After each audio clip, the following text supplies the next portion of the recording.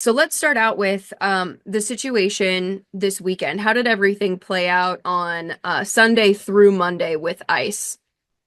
Yeah, Sunday, I wasn't here. I was in San Antonio, and I got a call from one of my jailers, supervisor, saying that some people from ICE wanted to go in and talk to some of those inmates that I have here.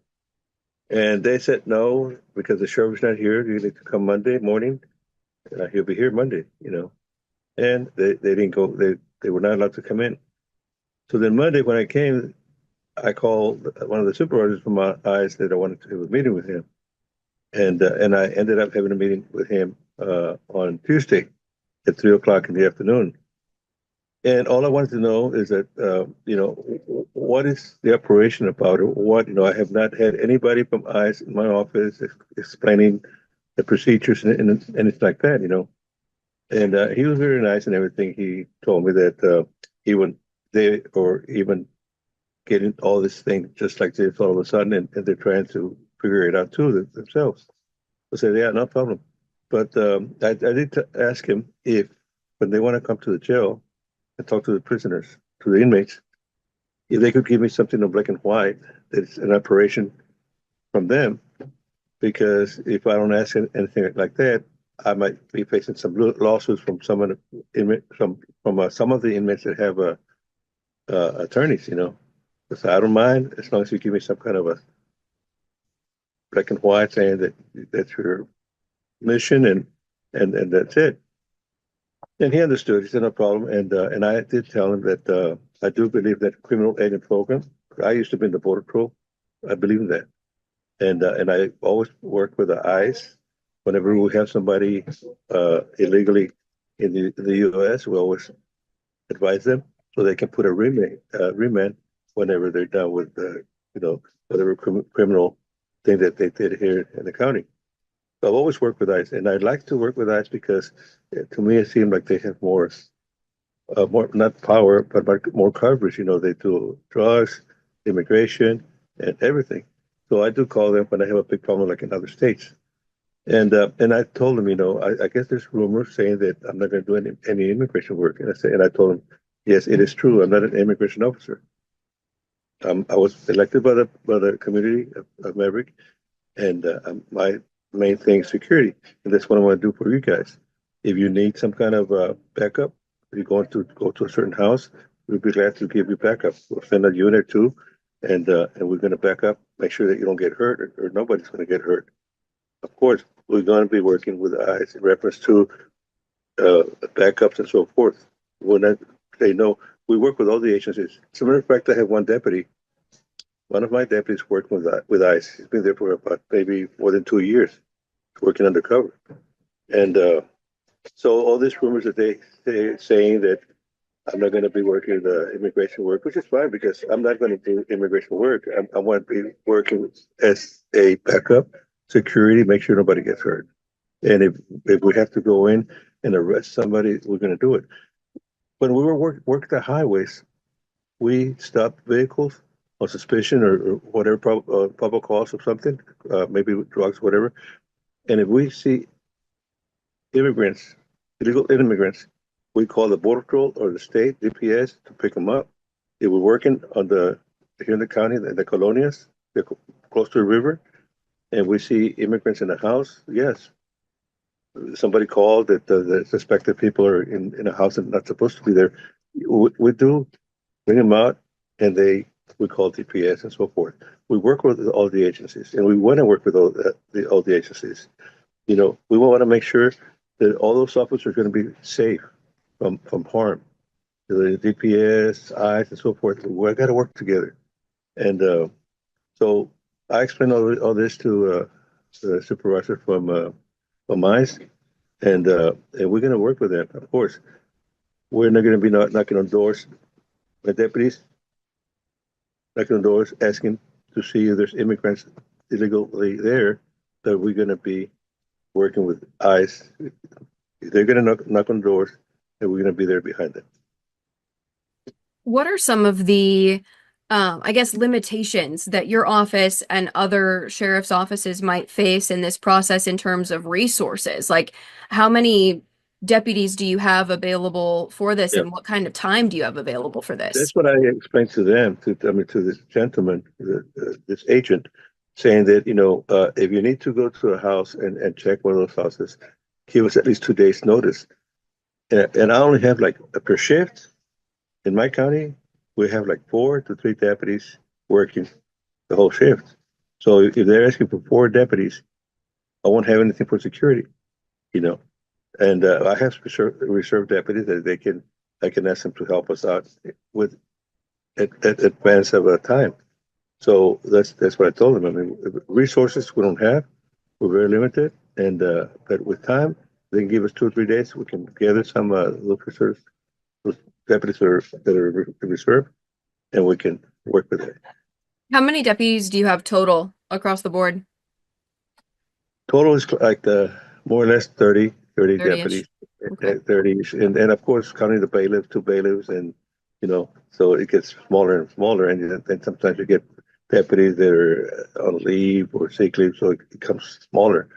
So usually, if you speak to sheriffs, they're like me, they always have less resources, and we have a big county as opposed to the city. The city they always come up with like I think you go past the police department, they have like 70 something officers, and it's only go past. What about jail capacity? Is ICE going to be able to use your facilities, or is that a limited resource as well? Well, it's very limited. Monday I had 177 inmates. We can only put 200 inmates here. Of course, we need to have that space because we also have people, our local people that have to go to jail for criminal or whatever it is. And we cannot afford to tell them that we have enough space for the inmates. I mean, for the arrestees. Of course, we make exceptions if it's 1 or 2 that they're going to pick them up the next day. Yes, we can do that. But we cannot put in like 20 or 30 people arrested here in this jail. They're going to have to go somewhere else. So, in helping ICE, is that something that your county can be reimbursed for? Yeah, they're going to have to be we have to get reimbursed. Usually, when we work, like for example, when we work with the boat relations on stone operations, we have deputies working overtime, but the county pays them, and then we can reimburse. But now, with my new budget, I don't have any money for that. I don't have the line item, no money for overtime. So, and that's why we told the agent that I don't know how we're going to do it because if I have 2 deputies working with them on overtime.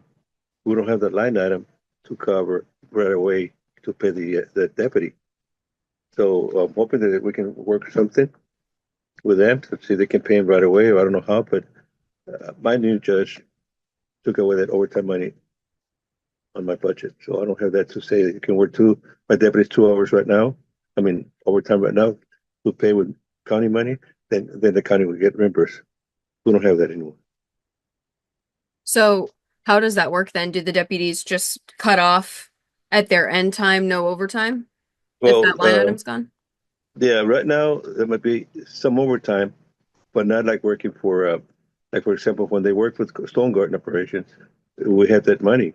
We haven't, we're still waiting to start it again with Stone Garden. I'm hoping we're going to have Stone Garden, but we don't have money to work like right now on that line item for that particular overtime with other agencies. Nothing like that. I mean, I don't know. Hopefully they can figure it out. The other agencies see if they can pay my deputies in another way. Have you spoken with other sheriffs along the border? Do they have a similar mentality when it comes to working with ICE and kind of serving in that backup role as opposed to enforcing? Yeah, I called the sheriff from Laredo, and he said he hasn't.